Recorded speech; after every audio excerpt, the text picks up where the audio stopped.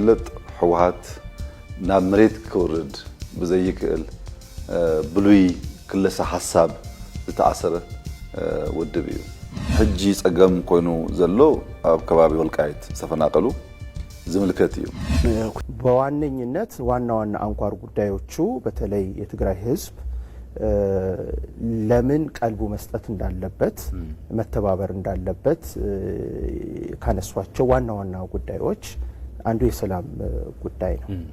ሁለተኛ የልማት ጉዳይ ነው። ሶስተኛ የአንድነት የአብሮነት ጉዳይ ነው። ሶስተኛ ደግሞ አዲሱ ትውልድ ወደ መሪነት መምጣት እንዳለበት ምክንያቱም ቲፒኤልኤፍ የያዘው አካሄድ 50 ዓመትና ከዛ በላይ ያስቆጠረ በአሁኑ ጊዜ ኮምፓታብል መሆን የማይችል መተግበር የማይችል ድሮ የቀረ ኋላ የቀረ አስተሳሰብና አካሄድ ነው። ስለዚህ አዲሱ ትውልድ ለትግራይ ህዝብ ተጠቃሚነት አብሮነት መስራት እንዳለበት ቲፒኤልኤፍ ደግሞ ይህንን አምኖ መቀበል እንዳለበት የሱ አገልግሎት ከዚህ በኋላ እንኳን የትግራይ ህዝብ እንኳን ኢትዮጵያን ሊያገለግል ራሱንም እያገለገለ እንደሌለ ራሱ እየጎዳ ያለው በአሮጌ አስተሳሰቡ እንደሆነ በደንብ የተሰመረበት ነውና አይ ቲንክ ይሄ ለአዲሱ ትውልድ ለወጣቱም ትልቅ መልእክት ነው። ከወጣቱም ምላሽ ይጠበቃል። እንግዲህ ይሄንን እንደመንደርደሪያ ወስጄ የፕሪቶሪያ ውል በተመለከተ መንግስት የመጀመሪያ ትልቁ እርምጃ የወሰደው የትግራይ ህዝብ ሰላም እንዲሆን መላ ኢትዮጵያም ከጦርነት ወደ ልማት እንዲመለስ ለማድረግ እንግዲህ የጦርነት ድባቡ ምን እንደነበረ እናስታውሳለን።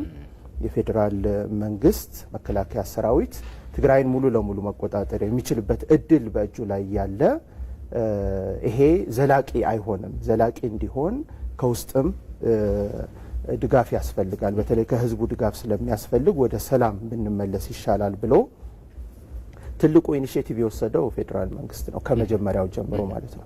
ለማስፈጸምም ትልቁ እርምጃና እንቅስቃሴ ያደረገው ፌዴራል መንግስት ነው። እንግዲህ ጦርነቱ እንደቆመ የነበረው ሁኔታ በጣም አስከፊ ነበረ። ብዙ የተበላሹ ነገሮች ነበሩ። እነሱ እንዲስተካከሉ፣ የፈረሱ የመሰረተ ልማቶች እንዲጠገኑ፣ ህዝቡ እንዲረጋጋ፣ አስፈላጊ የሆነ ሰብአዊ ድጋፍ እንዲገባ በጣም ሰፊ የሆነ ስራ ነው የፌዴራል መንግስት የሰራው። በቲፒኤልኤፍ በኩል ምን አይነት አስተዋጽኦ ነበረ ካልን ደግሞ እዚህ ግባ የሚባል አስተዋጽኦ አልነበረም። አሁንም ሙሉ ለሙሉ የፕሪቶሪያ ውል እንዲደናቀፍ እያደረገ ያለው ኃይል የቲፒኤልኤፍ ኃይል ነው።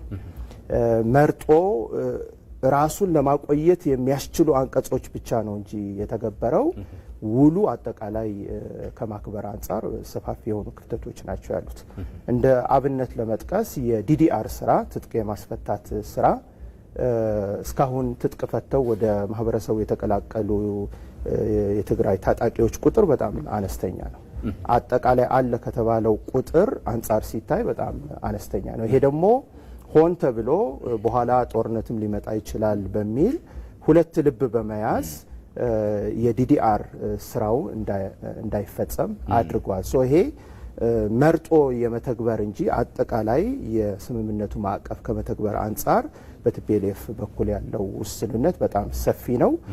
ፌዴራል መንግስት ግን ይሄንን ውል እንዲተገበር በጣም ከፍተኛ የሆነ ርብርብ ሲያደርግ ነው የቆየው። አሁንም ለዛ ቁርጠኛ እንደሆነ በተደጋጋሚ እያሳወቀ ነው ያለው።